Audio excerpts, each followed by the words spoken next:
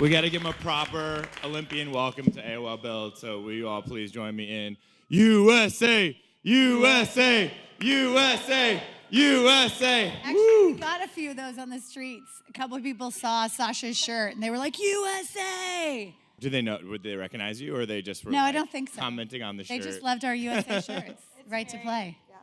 Well, welcome to AOL Build. I'm really excited to be here. We have 2 Olympic champions on the stage, a world champion rock climber, and we're going to be talking a little bit about what they're up to, and also, I guess you guys noticed the big Right to Play behind us, but we're all athlete ambassadors for Right to Play, so we're going to be talking about that. By the way, welcome to the city. Sasha, you go to Columbia, so you're a city person. Actually, Tim, I graduated from. Your bio says you're a junior. You graduated. No, Congratulations to Sasha. She graduated. That is When such did you an graduate? achievement. I graduated in May. And Sasha Cohen was just on last week, and she just graduated. Were you guys in the same ceremony? Yeah, we were both in the same ceremony. We're both friends, so it was a lot of fun. All right, that was a pretty good graduating class at Columbia, I have to say. All the best, Sasha. All the best. Just graduated from Columbia. And Joey, you're in from Colorado? Yep. Denver. From Denver, and I know you're in from Park City, right? Park City, yes. Sorry, I was looking at I live in Park City, Utah. I lived here in the city for a long time, but and we were talking about this. We walked all the way from Grand Central Station. We like to live it up this morning, so we're like sweating on stage with you. But yeah, so I met my husband here. I was living in New York working for the NBA, and I met my husband Eric on a blind date, and then he took me to Park City, and that was like 10 and a half years ago. Wow, congratulations. Thank you. Who set you guys up? It was my agent. So it was Lot of my the- agent. lot of that That's a Olympic good gold. agent. What I has need my an agent agent done like for that, me? And so now every time it's very funny, every time he sees our kids, he always reminds them, you are here because of me. And he takes credit for everything, but really it was his wife, because he wanted to set me up with Bodie Miller, and Ooh. then he went home and spoke to his wife, and his wife was like, no, she should go with Eric. And so Eric So Bodie Miller, the Olympic skier, got vetoed. vetoed. And now he has a wife, and he's got kids and all that. So So it worked out for everyone. yes. So Right to Play started out as Olympic Aid. All right, I'm going to do Right to Play history, and you guys can jump in and correct me. But if you guys don't know, this is sort of an official charity of Olympians. Olympics started as Olympic Aid, raised millions of dollars in conjunction with groups like UNICEF. Before the Lillehammer Games, Johan Olaf Koss, a Norwegian Olympian, visited Africa, and during that trip, pronounce the name for me, Eritrea. He went to a village, saw a lot of the kids basically playing sports with shirts, with almost nothing around, tanks and things like that. Really left an impact on him. After he won gold at the Lillehammer Games, he actually donated all of his winnings to what was then Olympic Aid, encouraged other people to do the same, and I think they raised $13 million from his. It was act. ridiculous. So like when you win a lot of times from another country, you get an incredible paycheck from that government. Like for instance, there was a guy who won the first gold medal for Singapore in Rio, and it happened to be in swimming. He got one single paycheck for $742,000. Now that doesn't happen often, and it doesn't certainly happen here. happen for the U.S. But when you take over a country the way Johan did as an individual and as an athlete, and he won 3 gold medals, broke 3 world records, won a ton of money, donated it all to the children of Sarajevo, and then inspired that entire country, which is always a very giving and humanitarian country. So I think he saw for a second, oh my gosh, I think I can inspire not just Norway, but the world to take care of these kids. And that's what he did. Yeah, and I think all of us are on this stage, and you guys got shirts. I did not, because of Johan, and we've all really felt that impact.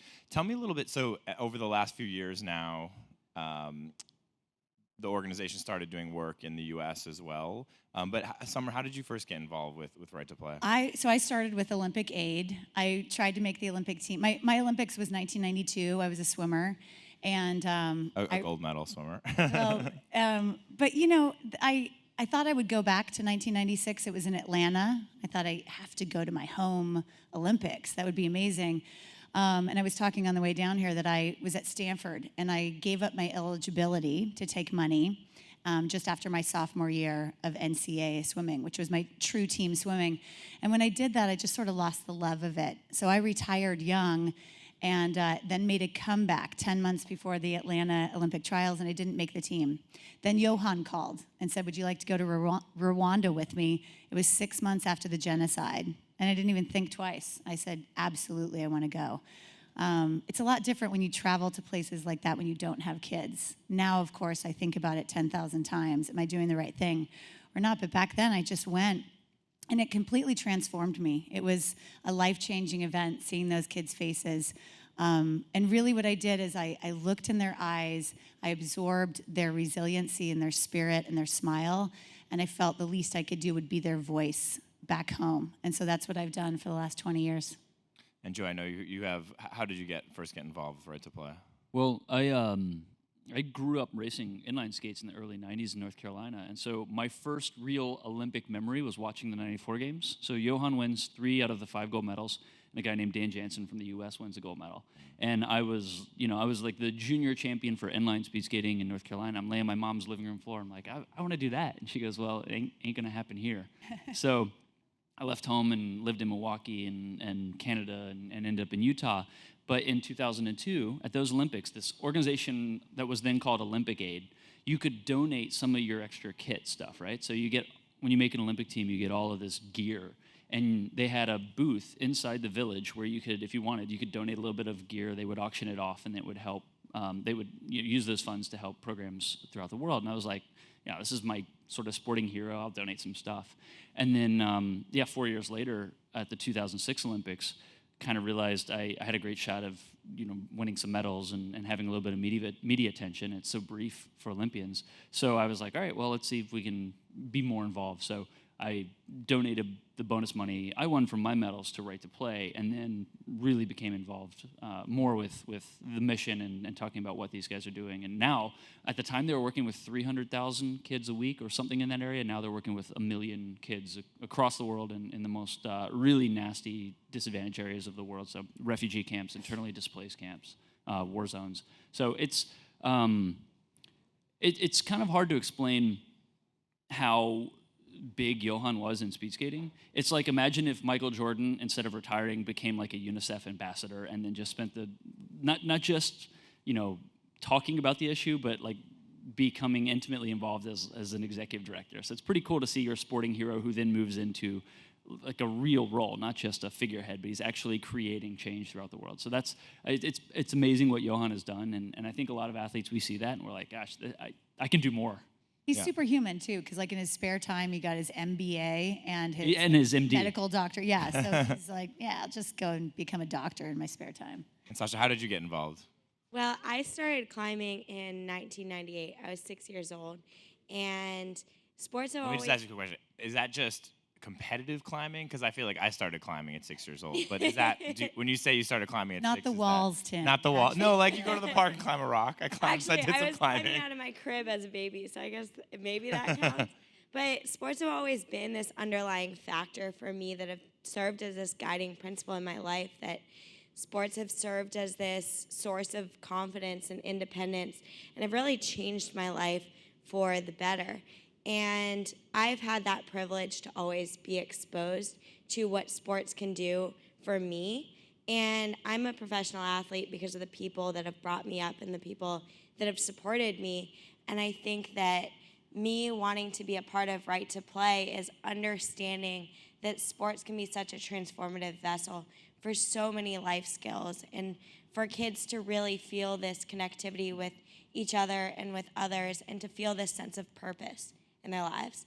So that's what brought me on board probably about 4 years ago. Now, I'd really like to go out in the field. I was just having drinks with Chris Kreider, who many of you know from the Rangers, the other night, and we were talking about, okay, this summer we're going and doing a trip with Right to Play. So kind of trying to make that happen now. Where are you guys going? Do you know? We don't know. We were talking about maybe Ghana or something like that, but open to suggestions. Obviously, we'll coordinate with Johan and Karen and try and make something come into fruition. And Summer, maybe you can talk a little bit how Right to Play works, right? Because how how is an organization using sports to help kids? And there's connections to obviously the work they do with malaria and HIV/AIDS in Africa. Maybe you can talk a little bit how sports is actually utilized as a vehicle. Yeah, so Right to Play really is the organization that started this whole sport for development movement. And when you think about it, sport really is the most commonly spoken language. The connection that you have through a game is something that transcends any language, any religion, any cultural issues that you may have or differences that you have. We have over 1,000 games and sports that we teach these kids, and we really focus on the area, the village, what they're dealing with in that one certain specific area. So, for instance, we had an issue in Uganda with malaria, and believe it or not, these families were still not sleeping under their mosquito nets. And so we taught the kids through our games and sports the importance of sleeping under these mosquito nets. And 80% of the people that were getting malaria were not anymore because the kids brought this information home to their families. So what you can teach these kids actually then extends into the adults and the rest of the village. These kids want to be a part of our program so badly. They would walk miles and miles to be at a Right to Play school. The difference that I've seen in Rwanda specifically, so I went there in 1996, and then I took a trip in 2014. So I saw an incredible difference. But mostly because I was just a different person in 1996, but I walked in there, and of course, it was devastation. I would see all these homes, and no one was there. Everyone was gone. I went to these orphanages and I sat with these kids and we were working through their issues, and they were trying to deal with the atrocities they had witnessed on their own families, and they were doing it through drawings. And the drawings that I saw were devastating. But then you put them on the field and you gave them a chance to play for a second. It is in our UN doctrine that kids have the right to play. And the things they can learn through movement and play aren't that foreign for us back here. And you touched upon it, Tim. Our Play at the Core programs that we have here in the city, they're in Washington Heights, Brooklyn, Harlem, and the Bronx. Well, yeah. So it's early childhood education. And the value of early childhood education, I've actually spoken about this at Capitol Hill. But we're basically right now here in the United States, we're sending our kids to the starting line, and it's not equal. So some kids get early childhood education, and it's not complicated. It's play-based learning. And through our Play at the Core programs that we have here, we are seeing incredible differences, and these kids are improving, and they're starting kindergarten at an even level playing field. And that's something else that we do just locally. But that also is always applied to our programs in Africa, Asia, Middle East. Yeah, and by the way, if you guys want to check out more information, righttoplayusa.org, righttopplay.org. Yeah, either one. So righttopplay.com or righttoplayusa.org. Sasha, I want to ask you a little bit about rock climbing while we got you up here. So Let's have it. I was fascinated, but talk to me about what's the difference between being like a world champion rock climber and everyone else? Like, what have you done? What are the skills that is it just about speed? Is there a strategy to it? Actually, that's a great question, Tim, because as some of you may know, but many still don't, climbing was actually just accepted as an Olympic sport for 2020. Awesome, congratulations. So that's something that will be on the horizon. Climbing, for me, I started climbing after my brother's birthday party at a climbing gym. So it's really simple. There are 5 gyms in Manhattan alone. In the last 3 years, the climbing gym industry has grown 400%. So the way that I started is the way that many kids are starting today. How I got into competitive rock climbing was I walked into the climbing gym when I was 7, and there was a youth regional championship being held at the gym. And I literally stumbled upon the competitive realm of the sport. It's the way that it's packaged for the Olympics is there's 3 different disciplines of climbing: speed climbing, sport climbing, and bouldering, which I could kind of get into breaking down each of them. What's the quick on the difference? The quick on the difference is speed climbing, fastest one up the wall. Sport climbing, more technical, highest point you can get on the wall. Bouldering is your composite score over a series of different boulder problems. And for the Olympics, it will be the overall result. And that's at the Arco World Championship, which took place in Italy, is what I won, the female overall world championship. But from now until 2020, I have a lot of training to do just to make the Olympic team. So we'll see. I'll definitely be trying. Is there like a prime, like in gymnastics, it's like 16? What is your prime in rock climbing? You know, climbing, I would say that the median age of competitors are younger than climbers who are climbing outside on larger expeditions or video projects. And that's kind of what I transitioned my career more towards after winning the World Championship. And now I'm kind of coming full circle and continuing these video projects of exploring different places around the world, much like Right to Play is doing with using sports as this layer of connectivity around the world. That's like climbing too. And continuing climbing outside, but also trying to stay young enough to compete. Can I ask a quick question? Have you ever been scared?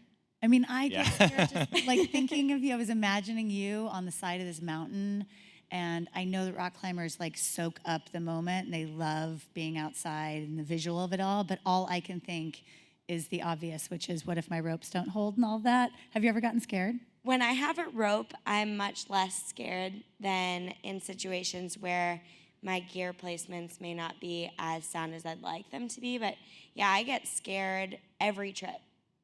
But I think what we learn a lot from sports is how to confront situations that we're uncomfortable with. And that's where we grow. And by failure, by being in dicey situations where we can navigate how to get out safely, I guess that's how You're human. Yeah. She is human. Well, we're going to be rooting for Tokyo. By the way, Joe, I have a lot of questions for you, most of which I know. will probably get you in trouble. Joey's a very interesting guy. He's the only one on the stage who's been banned from China. We don't know that. We don't know that. He was kicked out. Allegedly. I do have a question for you from let's call it a viewer at home Sure, let's hear it. that I have to ask. So I apologize, but I had to ask it. She says, choose wisely. Favorite brunette that you've dated in New York City? I think I know who asked that question. Yes. And I think she knows the answer. Oh, no, you're not going to. From Cake Girl. Does that help you? Oh yeah, no, I knew. You the know who second we're you talking asked. about? I was like, oh boy, I wonder where this is going. Joey's got an interesting. This is going off the rails real quick. Are we just going to skate over the band from China? Yeah, thing? well, let's go back to the that's band more from interesting. China. There's That's so more many interesting. interesting. What actually happened during the Beijing Games?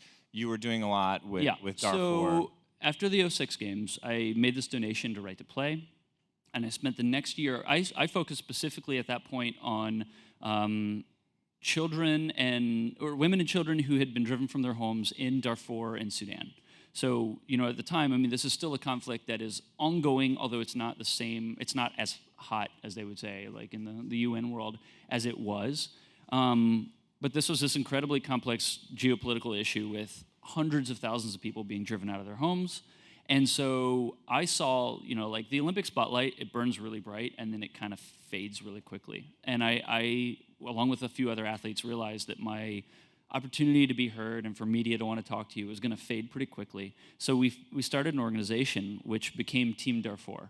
And we recruited 585 athletes around the world, and we were just focused on advocacy for Darfur. And I was still working with Right to Play as well, but we were focused more on political issues. So it was like, people need, to not be gunned down by their own government. And, as soon as you move into the political realm, then you're suddenly taking on issues that become a lot thornier. And at the time, the Chinese government was one of the biggest supporters of Sudan. They were one of Sudan's largest trading partner. And the Beijing Olympics are coming up, and this is a great peace festival. I mean, the Olympics originally were supposed to be it's a spectacle now, I guess, but it was originally a festival of peace to keep European powers from killing each other on the battlefield.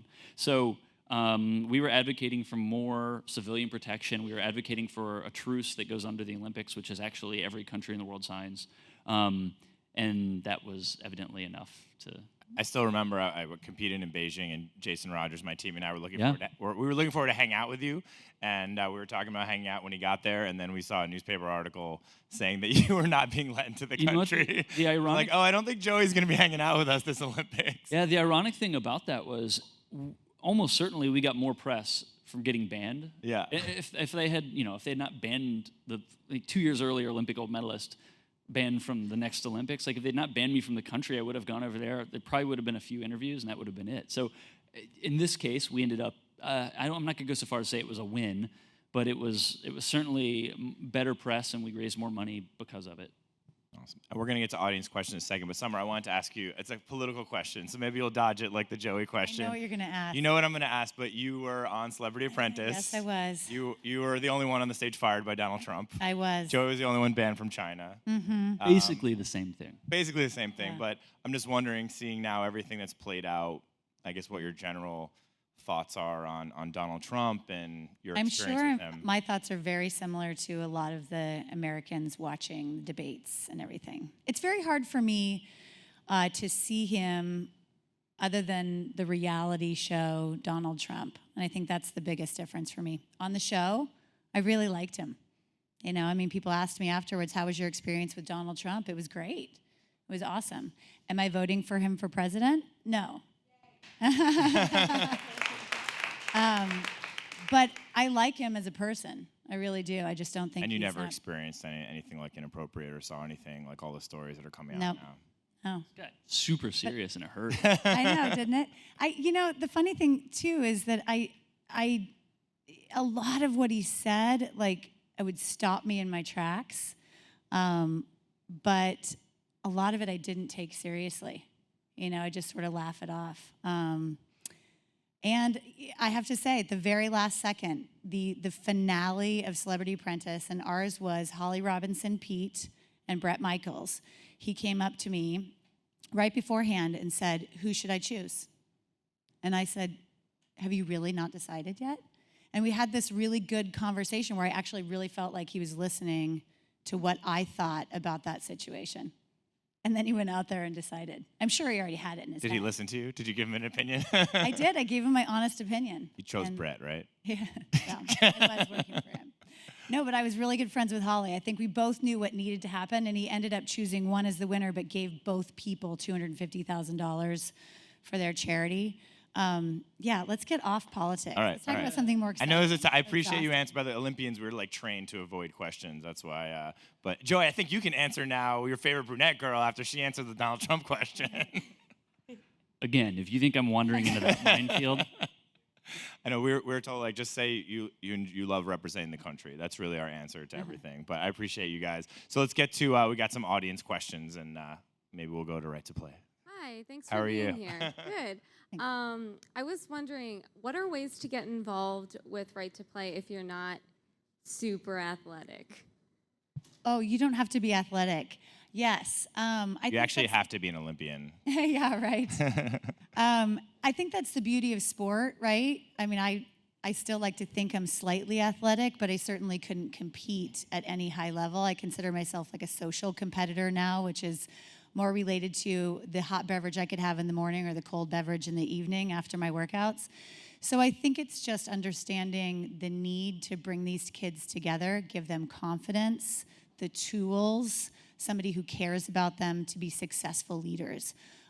Kids all around the world really have this desire to make change where they live and to be the person to inspire the other kids around them.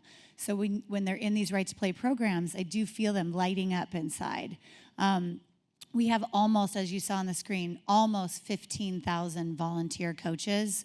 We used to have a very strong volunteer program from all over the world where people could sign up and go for 3 months and be a volunteer coach. But mostly here in the United States, it's word of mouth. If you could please share Right to Play with 20 or 30 or 40 of your friends, make sure they know we exist. If they feel that through sport you can teach everything about life, winning, losing, conflict resolution, inclusion, gender, nutrition, diseases, everything like that, then take a look at it and maybe it'll be your charity of choice. Awesome. I think we're going back out. Oh, over here in front. How are you? Hi. So I was wondering if there were any issues with going into some of the countries or with some of the government. Were they welcoming, or were there any problems in certain places? Joey, do you want to answer that one? Yeah.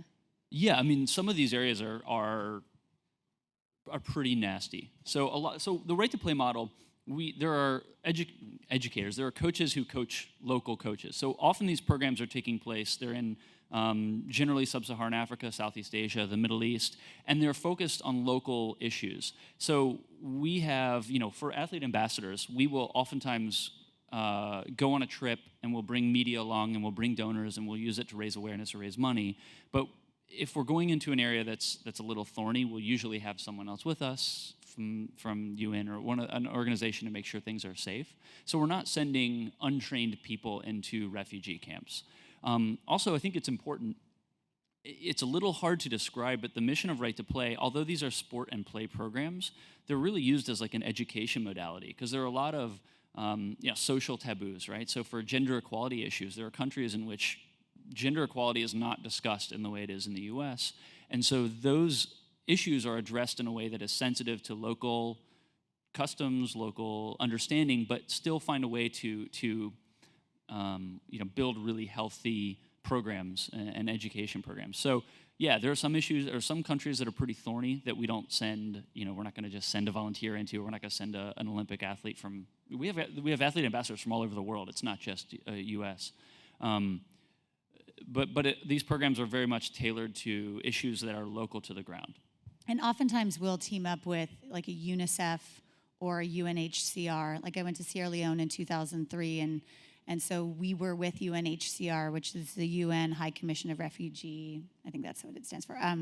So we would go in with them. So there is a joint venture. We always make sure, of course, when people are visiting that they're safe, but they get a real experience. And that's what you take away is, meeting refugees and meeting these kids, especially in Sierra Leone. They just finished their civil war, 10 years of civil war. So these 16, 17-year-old kids who'd been taken from their families at age 7, 8, 9, and they had only known holding a gun, and their family were their other soldiers, child soldiers that were with them. Now all of a sudden we're exchanging that gun for a soccer ball. And I met these kids who I shook their hand, and their hands were so rough. And what they did all day long is they would pound these rocks into tiny little pebbles to make gravel. And that would earn them enough money to pay for their uniform so that they could go to school, so that they could play soccer. That's all they wanted to do, was to belong to something higher than what they had experienced before. It's powerful. Yeah, the story that always struck me was Johan showing up with the sporting equipment, with a plane full of sporting equipment to a country that was having all these issues, and people were like, why would you bring sporting equipment? They need food, they need this, they need all these other things. But the kids, the leader of the country said to him, no, the kids need sports. They need to be able to play. Well, so this was Eritrea, right? So he has literally a plane full of sporting equipment. And the Norwegian press was saying to him, oh, you're an idiot. What a fool. This country needs food and immunizations and clean water. And he's bringing sporting equipment. And so he lands on the ground and he walks up to the president and says, I'm very sorry. I've made an awful mistake. I brought you sporting equipment and you need other stuff. And he said, no. For the first time, we feel like humans that are not just made to help be alive. You're giving us sporting equipment. We're beyond that. And I think that was one of Johan's moments where he's like, okay, I need to keep my vision the way it's going and not listen to all this because I know in my heart that what I'm doing is good. And it's something that's hard to wrap your head around until you've visited places in the field. But in a refugee camp, oftentimes it's 10, 20, they can be 10 to 50,000 people. And oftentimes there are temporary installations that they put up, and it's a displaced people. So you've been driven out of your home country by war, and you're basically squatting on another country. And they're sort of letting you there, but they don't really want you there. So you can't go anywhere. There's no social institutions. There's no schools. Sometimes they build schools, but there's no schools. So you have, like the UN tents, when you see the pictures of tents everywhere. You see UN tents, and then they disperse food, and then that's it, and you're stuck there. And so there is none of the institutions that we take for granted. So in this case, using sport and play. And again, it's funny. Like when I was in Zambia on a trip, and the kids would walk 6 miles. And you hear them just like screaming and yelling as they come to these programs. And then, it's fun because it's sport and games, so then it attracts kids from all over the place. But then there's real education elements, and it's an opportunity that just otherwise wouldn't exist. So in these camps especially, and some of these areas that are just coming out of civil war, there is no infrastructure of social institution. think we got one more question from our audience. Hi guys, thank How you are so much you? for being here. Right to Play is such an inspiring cause, and I was just wondering if you guys were passionate about any other causes or foundations that you hope to work for in the future. Yeah, actually, this week I just joined the board of the Women's Sports Foundation, which has a similar objective of using sports to create change and to create equality. So that's gender equality and programs for women and girls in sports. And I think that going back to this last topic, sports give people a sense of purpose. And you never want to be these privileged people coming from the Western world and trying to show others how to live their lives. I think that for me, as someone representing an organization, I would never want to show up to an area that would be deemed underprivileged and say this is what you should do and this is why you should be like me. I think it's more, we should play together. We should do this and see that that the world can be united through this underlying foundation of playing and sports and creating programs for people that they can be on the same playing level. Awesome. Well, Joey, Sasha, Summer, I want to thank you guys for being here. Give it up for them on AOL Build. Thank you. I'm looking forward to seeing you guys tonight as well. We're going to have a good time. Righttoplay.org. Check it out. Thank you guys so much. Thank you. Thank you.